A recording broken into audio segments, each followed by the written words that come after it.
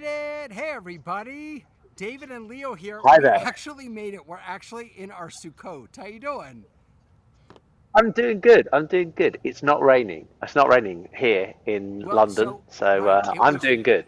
It was raining 20 minutes ago. This is typical Florida, by the way. It was. You could still hear the thunder.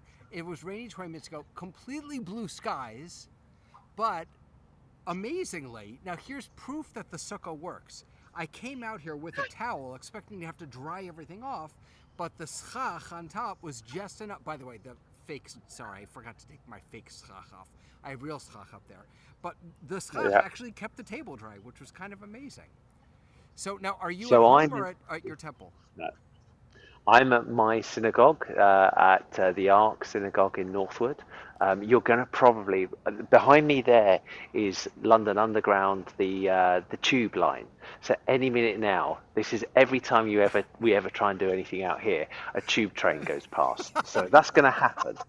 But no, this is it. This is our permanent sukkah that is also sometimes maybe used as the place that we have some lunch occasionally out on the grass out here. But So it's a it's great permanent to be sukkah. out here actually.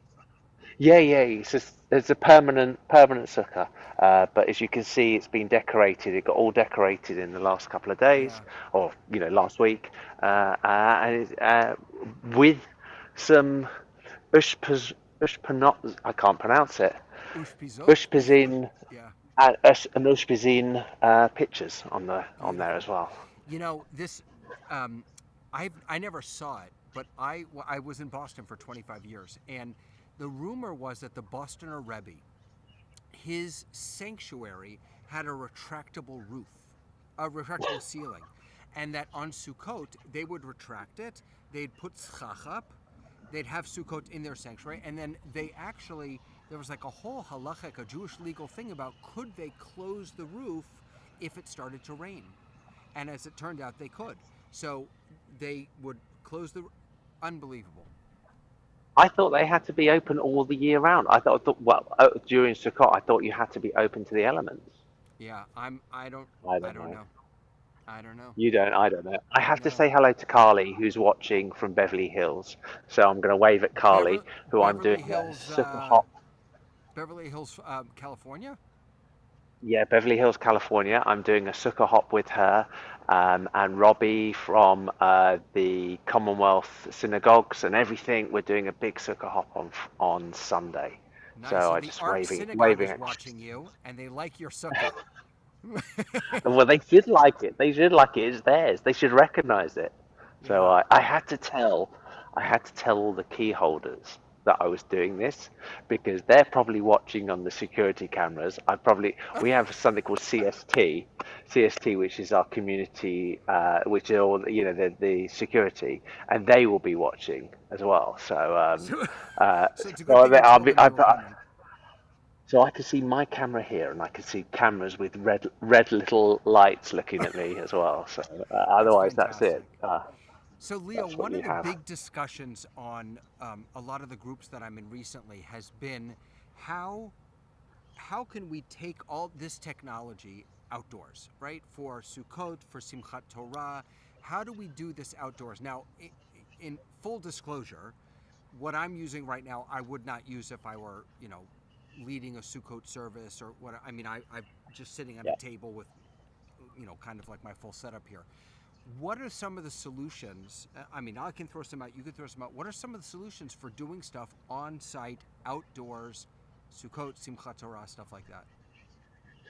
So my camera is an iPhone, and it's mounted on a DJI Go. So if I do a double click here, what should happen is the camera that's probably is going to zoom around and it's going to refocus itself. It's You very know when you dark. shouldn't press it. I know, shouldn't have pressed that one. But let's bring it back to there. So I can actually move it, and actually it will focus and it will stay on there. And it's great. It's stabilized because the biggest problem you ever have is when you're looking at somebody on an iPhone that they are not stable. So it will actually, and I can set it to follow me around. So that's a really useful thing. They're not that expensive. It's about $100, somewhere What's the around that what? figure What's the name for of the tripod again? or the head? DJI, DJI. DJI, and it's there. This one is the Osmo 3. There is a new one. Like everything, as soon as you buy one, they bring out a new one, and you wish you had bought the new one. But Yeah. anyway, the new one is a DJI 4. You know who At else the I think has? moment, I yeah. think also Obsbot, the people who make the tiny PTZ cameras. I think they also have one of those, just like a head that Yeah. you can, put your camera on. Yeah, so this just puts your yeah, that's another one. That one it holds the camera and it goes that way around. But this one is really great. Um, it's not there's some issues on it. The last version was even better for Do you hear streaming. that? Do you guys? Can you guys But hear the thunder? I am gonna get all my equipment's gonna get ruined right now. Sorry. Keep going. so that's that. Audio, and I'm going to hold my hands up and apologize for my audio quality tonight. I'm actually on my normal ears, my aftershocks, which are the ones where I can actually hear out, which are great. Normally, I would use a Rode Go microphone, which is a little microphone that's on here, and I plug it into the phone. But it's not. I've realised earlier today it wasn't with me, so I haven't got it. But that is great, and I've used it quite a few times on funerals as well. And it's the sort of thing I give to the rabbi, give him that. I hold it, and we're there. I've just Yeah. seen some bats go by. Oh my Just seen lord. some bats. Oh So my that's gosh. great. What? Yeah. The great thing about the Rode Go is, or the Rode Go 2 rather, I think, is that you've got those Yeah, two transmitters. So if you've got a rabbi, a yeah, cantor, or even if I was actually talking with a community the other night and thinking of putting one on a presenter, they have a handheld kind of accessory that you can shove the other one onto. So then you've got a speaker and a microphone for questions, and it's going really really nicely into Zoom or wherever you're streaming out to. yeah. And obviously, the key thing to this, and the key thing with everything you do, if you're going to go online like this, you need to have somebody back at the ranch that can actually do with the other stuff. So I'm just here on myself. David's there. You're a bit more connected than I am.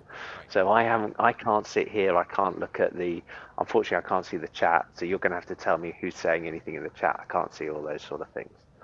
The other thing is lighting, and what I've done here, I've got these lights which I've shown you before, David, the power tubes. So these are the power tubes. There's too bright to actually, but you'll see it's pretty bright, power tubes, Those are the and they're 6-inch. actually magnetic. The sixes, yeah. Yeah. So I've got this one on white, and I've got the other one. I've got a bit of color on the other one just so that there's some degree of color, Am I wrong, to or are make those it. pretty expensive? No, they're about they're again. It seems to be the price of everything. It's about $100. They are expensive in compared to other things. Hey, look who's here. Hey Jeff. Hey Jeff Jeff. from Zoom Test Kitchen. How you do? Are you in your sukkah, Jeff? Wait, we can't hear you. I can't hear Jeff. Oh, there we go. Gonna Now come we on. can hear you. Oh, wait. This is when Sorry. I'm things back. don't Hold work. on. I'm here. My camera just went out. Sorry about that. Internal temp too high. Allow it to cool. My Whoa. camera's crapping Whoa. out on me. What, All right, I'll what go to this camera? one. I'll go to this one. Jeff, can you hear us? Yes. Can we hear Can we hear you? We you? can't hear you, Jeff. No. Hmm. We're learning here, folks. Figuring this out. Let me see. Guest has muted themselves, it says. In the, you might have a mute This button is over there. For those of you who don't know, Jeff is the head honcho over at Zoom Test Kitchen. And Zoom OSC Test Kitchen and Zoom Test Kitchen, which are now one on Fridays at 3 o'clock, I think it is, Eastern. Fridays at 3 Eastern. And he's gone. It's a really He'll come great... back. Oh, I got to change this camera now, too. And your camera's out as well. Yeah. No, I So just got to change the camera back. that's fine. And So which guest camera is of yours gone. is overheated, David? My ZV-1. It's entirely Okay. possible that I didn't I have the wrong setting on there or something. Hey, Jeff. Oh man, what's going on here? I can't hear Jeff. Why can't we hear you? That's really weird.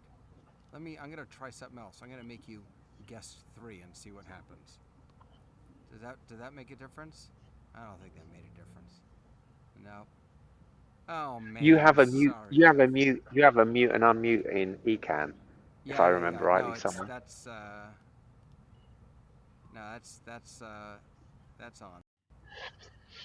Unfortunately, Jeff, we only sent the link out just before we went live. Yeah, So we did. normally we would have actually asked somebody before and do the, as we always say, test out before you go live, make sure everything's ready. But that's fine. Oh, Can you hear? I Can think you I hear just me heard. now? Oh my Yeah. lord, there he is. Way! Hey, How you hey, doing? it was my fault. It was my fault. How are you? We'll let you take responsibility, Jeff. I'll own it. Now, I'll are own you it. in I'm your doing good. sukkah, How are you Jeff? guys? Good. Are you in a sukkah? Doing good. You'll have to tell me what a Do sukkah you? I was is. just gonna say, do you know what?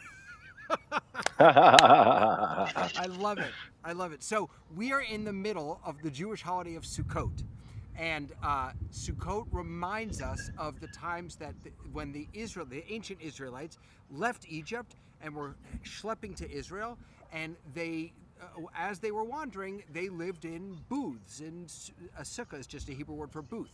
And so on this holiday, it's traditional that we build booths and we eat in them and we sleep. Some people sleep in them.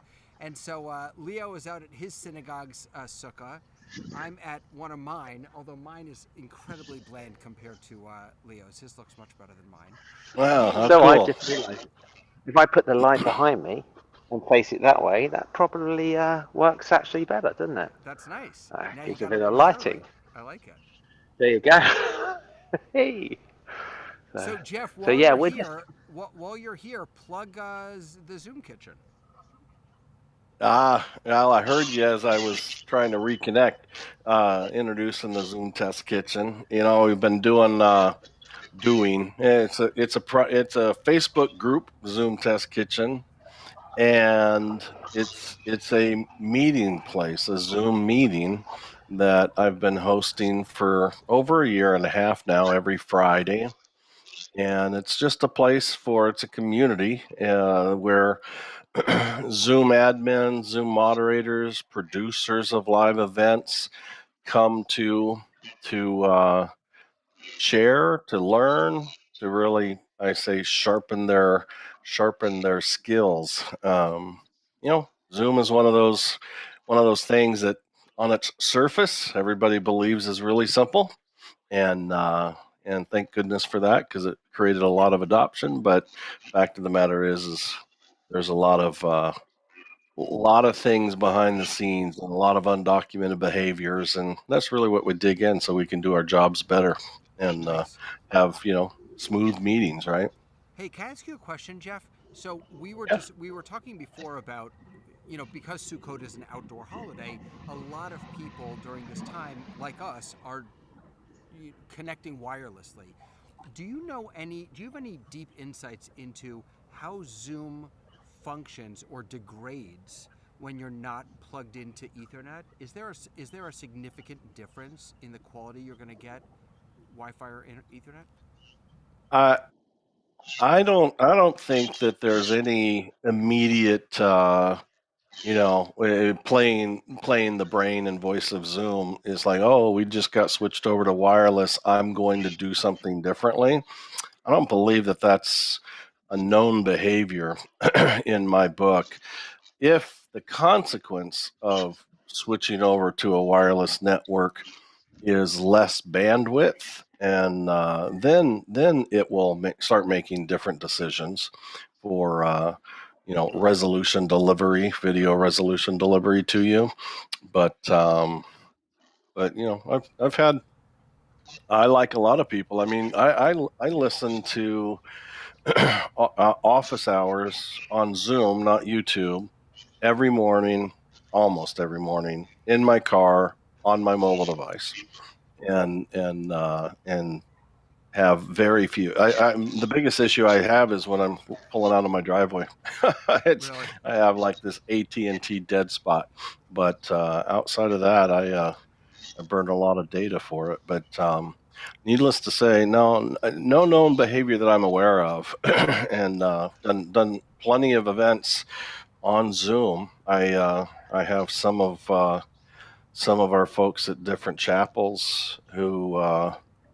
Some of them stream our TMP to our platform at the church, but then others will just use a mobile device that is wirelessly connected to the building. It's Meraki wireless, and they do it with Zoom, and it works great. So I don't recommend it when it certainly wouldn't be my choice if Right. I would never ignore a wall outlet, right, with a network jack. But Yeah, it's one of the things I keep hearing is how important it is when you're streaming, when you're doing this stuff, to be plugged in. But there are not only times, but there are circumstances when it, it's not that it necessitates it. It's that the experience itself is a mobile experience that you're trying to create. yeah, Um, and man, Leo, your lighting is like you're having fun with the lighting over there. Looks nice now. yeah, You, yeah, it does. well, you know me from other things that I do. I always I mean, I put this up. I've literally, so as I said, I've got a big floodlight that's on the back of the building. Then I've got my light at the bottom, which I should actually move up, but I put the light behind me so you can just see it's the one I was showing you earlier, but I have it on. It's rotating between colours. Can you hear the tube train? Can you hear the tube train? Not only that, we Yeah, can see the lights behind it, go behind the Yeah, subway you can going. see the lights. That's it. That's it. That's the that's London Underground. So That's it's fantastic. good. No. I think you hit some good points there, Jeff. About as these things move forward, we've got to work out ways of using this technology on the go that is deliverable. I think is the right yeah. word. Uh, Well, and I and think yeah, let's say, I mean, I've had gigs where they're total out of town gigs. I live in the center of America, in Kansas, and every once in a while I get called out to some rural area that I'm not familiar with, and fact is there's no guarantee that it's going to be a better experience because you plug in. yeah, That's one thing. I mean, when you're in rural America, they aren't exactly all delivering high speed bandwidth, even through the plugs versus the wireless. So, one of the first things I do is I call the customer, and I a local if I know anybody, and I say, who's your best cellular provider? Who? Because there's always a go-to in rural America. There's always that go-to cellular provider. Often the answer in this area is Verizon, and I'll bring my Verizon hotspot, and I have delivered plenty over my Verizon hotspot. Um, there was a time where I delivered two 2-hour streams, RTMP streams, over the Verizon hotspot, and it was fantastic. So I tend to believe that cellular wireless is more dependable than Wi-Fi in our homes, if you will, because Wi-Fi really was made to move data, and cellular from the get-go was voice and video. And so I think it just does a better job carrying video packets than Wi-Fi itself. That's fascinating. I that, never that would have I expected you think to that's say that. really Yeah, that's really interesting thought. I mean, when I joined David, I'm just on the edge of the Wi-Fi here, and it was just breaking up. I turned the Wi-Fi off. I'm on 5G on my phone, and I don't know because I I can only see my end, not your end. Yeah, The 5G seems to be working. yeah, yeah. Leo, have you Doesn't used? surprise me. And the other thing is these mobile hotspots, right? They, on one side it's the mobile hotspot to the carrier, but on the other side it's providing Wi-Fi to your devices. Fact is when I'm on a job and I have to really like give that extra edge of dependability, is I always tether on the Wi-Fi side. So I just direct connect there because Wi-Fi is the breakdown in my experience, and then let the wireless piece of it be the cellular side of the device, not the actual Wi-Fi side, the network side. Do you use Speedify or anything like that to bond Oh, I'm different not cellular hearing you, signals? David, all of a sudden. Oh, that's I'm here. The question is, do you use Speedify to bond I or can't hear anything? Any Leo of the either. I'm bonding? not sure. Let me see if this is me. Hang on. We can hear. I can hear. yeah. We So got Leland likes your sukkah. No one is commenting on. You know what? Now I'm feeling like I should have just stayed in my office. I mean, you got sucker envy, have I got. you? I'm serious. Wait, are you ready for this? You're not ready for this. Check this Go out. on. Okay. Now, two of the symbols we use on Sukkot, I can't believe I forgot to do this at the top, are a lulav and an etrog. A lulav is, I didn't actually bring my lulav. A lulav is a long branch, and an etrog looks like a Yeah. lemon. Check this etrog Yeah. out. Oh my Look at this goodness. thing. This is, I mean, it is literally the size of my head. This is not a Okay. digital. Okay, this what apparently there's a former music teacher from our community has like 10. Yeah, Leland, holy cow, has like 10 etrog trees in her backyard, and so one of the rabbis here went over to her house and got this. Oh my God! Wait, I gotta take this stupid thing off. There we go. And got this. I mean, I have never in my life seen an etrog this big. No, what? Here's something that's interesting, by the way. A little Jewish trivia for you. This etrog is missing something. It's missing the pitum. Some lulavs, the pitum, Jeff, it's like it's not the stem because this is the stem, but there's another like stemmy looking thing that sometimes grows on the other side. And if an etrog has a pitum, a little stemmy thing, and it breaks off, you can't use it. But not every etrog has a pitum. This one grew without one, and the other one grew with one. And thank you, Leland, again. This is what I was talking about, Leo. Moshe paid 1,000 shekels for that thing on Ushpizin. So there's a great movie called Ushpizin. And yes, he wanted the best etrog in the world. I don't think his was even as big as this. This is like serious. Sorry. So I may have sukkah envy, but you guys have etrog envy. That's all I'm saying. Hey, I have a question for both of you. So I don't know if you guys can hear in the background, but the thunder is like going insane. It's still clear skies, so I don't know what the heck. I mean, go figure in Florida. When you're doing stuff outdoors, what are some of the precautions you need to take with your gear? Right, to keep everything, if you're doing a funeral outdoors or even a church or a synagogue service outdoors or a holiday, how do you keep your gear safe? Now, from rain, I get it. I mean, rain, you just don't put your gear in the rain, but maybe just from the elements. Tips or tricks that you all have for keeping your gear safe? So I'm Well, typically yeah. I always use a gazebo, a pop-up gazebo. Not quite, because this isn't going to protect me from even one drop of rain. But a pop-up gazebo is, always put everything in. And actually, I put the pop-up gazebo up first, because if the gazebo is up, that's where the equipment's going, and it's like you've marked your space and said this is where I'm going to be.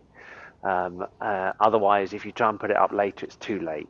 And we put it up straight away. If we're using audio desks, we'll put it underneath. We'll put everything else there, and we work from that.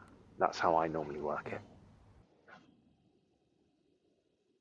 Because one of the things that happens, and you just demonstrated. Oh, Jeff's gone. One of the things that you That was me. demonstrated indirectly is this equipment doesn't like heat. Yeah. Particularly, my phone, when I pick my phone up in a minute, because it's been running the camera for a while, it's going to be hot. And if there's sun coming on it, makes it even worse. And the worst thing that can happen is halfway through something, the camera just Yeah. suddenly drops down dead and dies from heat. Yeah. Yeah. And I've had that before. Yeah, it's exposure is exposure. It's not just rain and storms. It is like Leo says, the sun itself, right, is and most of our equipment is black, and so it just absorbs the heat to uh to put the awnings up early is, it's a cooling. It's almost like turning on the air conditioning, on certain days, right? And so you mark your spot and let it cool down before you get there with all the equipment, and and Hey, then kind of a speaking of the choice black whether you color, put, speaking you of the can. black color, did you see that report about the whitest paint in the world? I saw the headline, but I did not read the article. It's really interesting. Apparently, this paint, you paint your roof with this, and you won't need air conditioning anymore because it reflects so much Wow. of the heat. So we need to start painting our gear white. Yeah. So Huh. it's sort of the opposite of Venta Black. Right. Yeah. What's it? What's the white called? I can't remember. Is this new? Is this another one that's new? And I just saw the report the other day. I don't know. Do you know? Okay. You There's know been a I couple don't. out because it's like this. Well, Yeah. whitest? Let me see where I can find yeah, it. whitest paint. Uh, Holy world's It, whitest heck! paint. I don't know if they give it a name. but Let's see.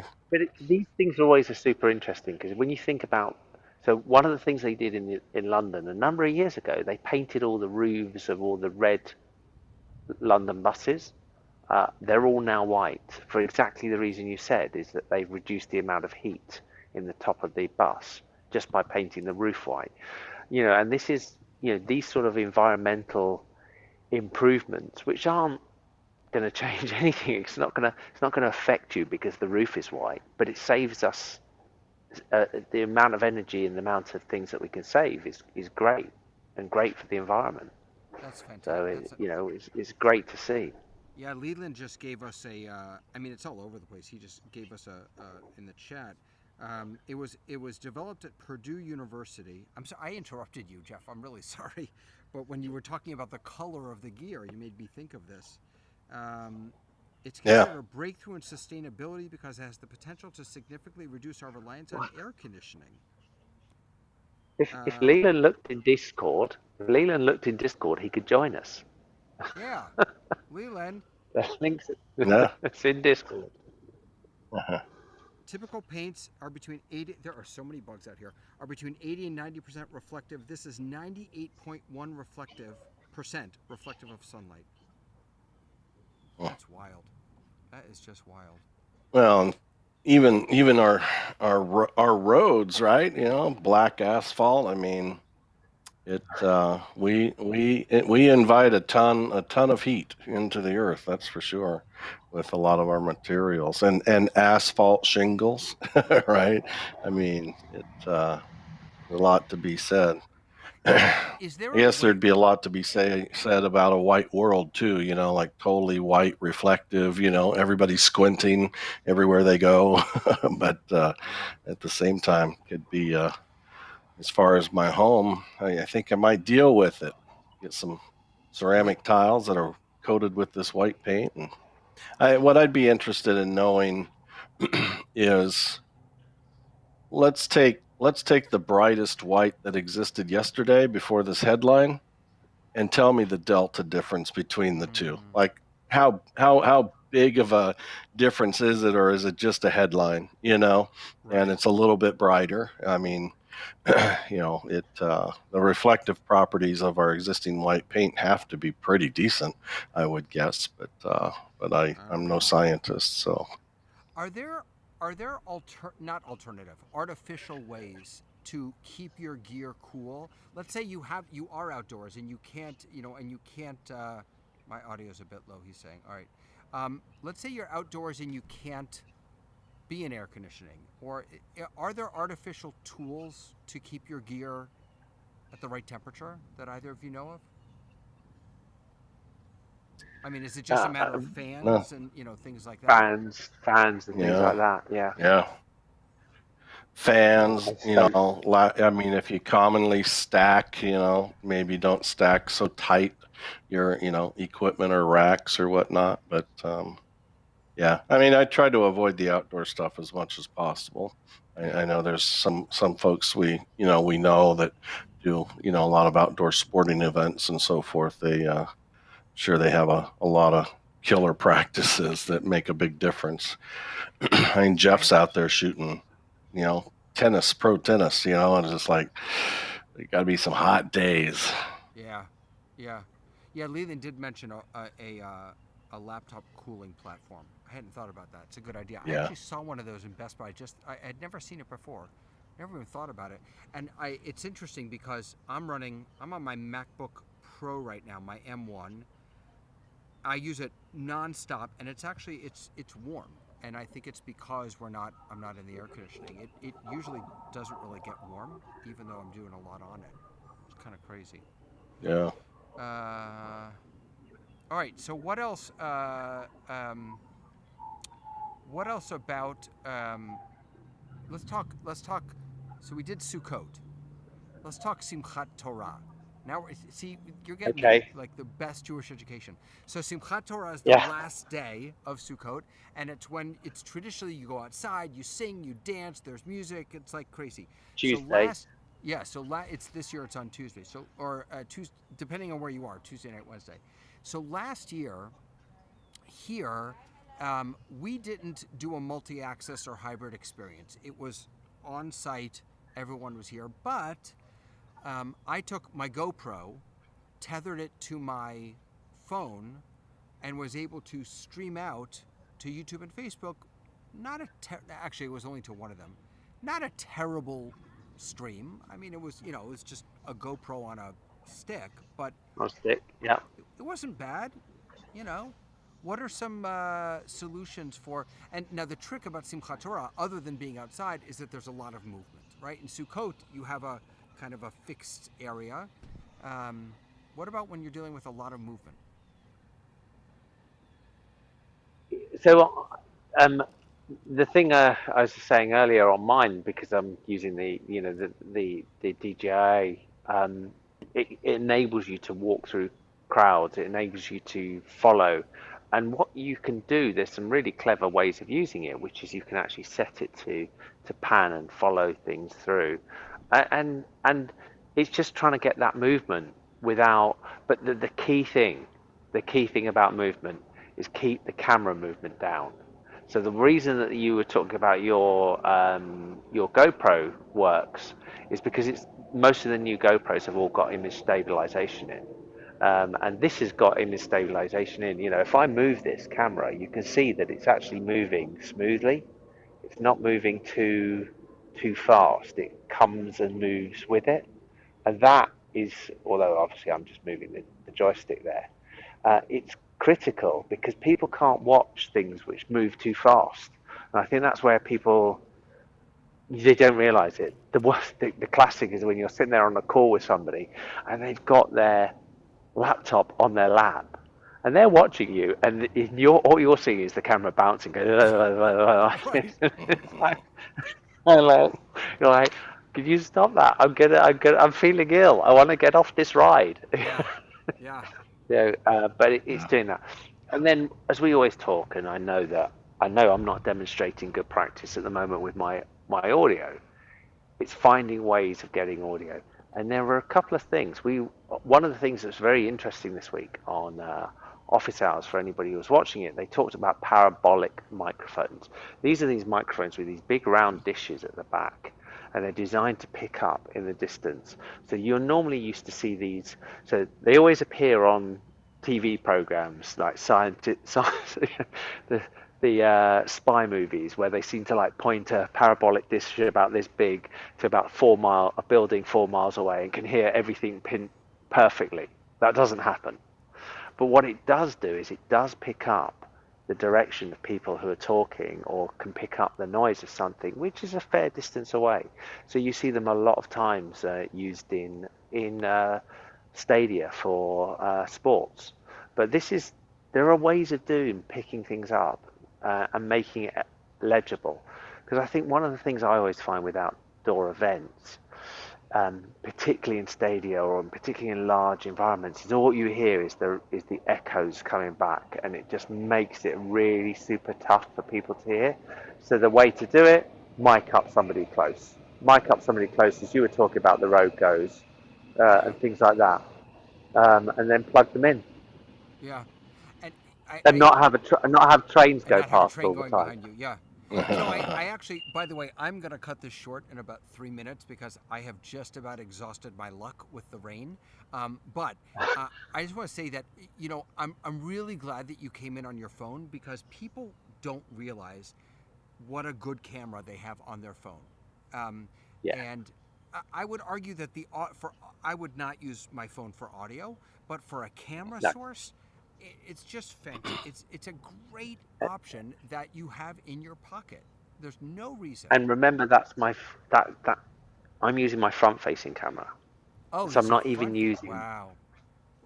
I'm Yeah. not even using really good cameras, the really good ones that are on there. And by the way, It's for great when those you of say you something when you and stop. for those of you who watched the iPhone 13 event, the new cameras in the new iPhone 13, the dark mode. So it's late at night where Leo is now. The low light mode on those. I happen to not be an iPhone guy. I'm an Android guy, but the low light mode on those just looks unbelievable, just incredible. I think the Android guys out there will say it's about time. I've had friends with Androids because I am an iPhone guy, and they have blown me out of the water with their low light capability for a while now, and I'm glad it's finally here. But it has been a long time coming.